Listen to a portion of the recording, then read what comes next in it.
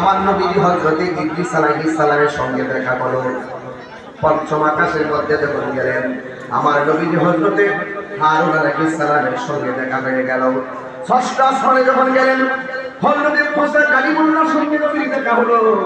সপ্তম আকাশের মধ্যে যখন গেলেন, হযরত ইব্রাহিম আলাইহিস সালামের সঙ্গে আমার নবীর দেখা হয়ে গেল। চিৎকার মেরে আল্লাহু আকবার করা যাবে না। এই যে সাত আসমানে সাতজন নবীর সঙ্গে দেখা হলো, এই সাতজন নবীর রওজা জমিনে আছে না নাই? শুধুমাত্র দুইজন নবীর রওজা এখনো হয় নাই। একজন হলো ইদ্রিস আলাইহিস সালাম, আর একজন হলো হযরত ঈসা রুহুল্লাহ। এই দুইজনের রওজা জমিনের মধ্যে এখনো হয় নাই। ওনারা চতুর্থ আসমানের মধ্যে আছেন।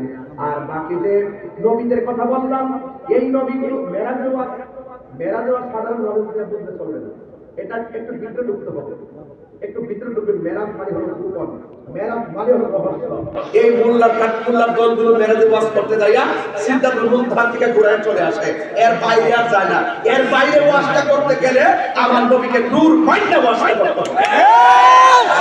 হ্যাঁ, পাঠশালে আমরা জানি যে স্বরূপ উন্মোচন করে দেয়, এর লাগে হেরা লাগে বিষয় বুঝলেন ব্যাপারটা। আমি তো হাড়ি ভাঙ্গা দেয়, হাড়ি ভাঙ্গা আছে না একটা দোয়া ভাঙ্গা। এই হাড়ি ভাঙ্গা আছে না, দোয়া ভাঙ্গা আছে নিও, দোয়া ভাঙ্গা আছে। দোয়া ভাঙ্গা যেমন গ্রাম আছে, হাড়ু ভাঙ্গা গ্রাম আছে।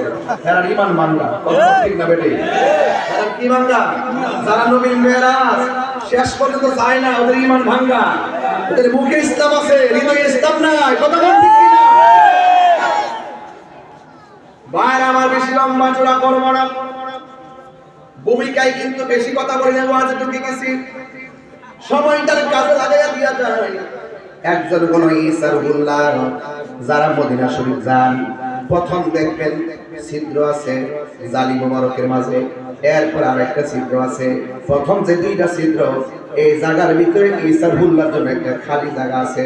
এই জায়গার মধ্যে ওনাকে দাফন করা হবে। এরপরের মধ্যে আমার নবী পাকের রওজা মুবারক আছে। এরপরে নবী পাকের কদম মুবারকের নাম পাশ মুবারক দিয়ে হযরত সিদ্দিক আকবরের রওজা মুবারক আছে। এরপরে একটু নিচে হযরত ওমর ফারুক রাদিয়াল্লাহু তাআলার রওজা মুবারক আছে। ইয়া যুবক ভাইয়েরা আমার, আমি সংক্ষিপ্তভাবে বলে দিয়ে যাই। আদম নবী প্রথম আকাশে, ইব্রাহিম নবী সপ্তম আকাশে। এই যে নবীগুলো সালাম দিল, আপনারা বলেন আমার আদম নবী ওই আসমানের মধ্যে সরাসরি গেল কেমনে?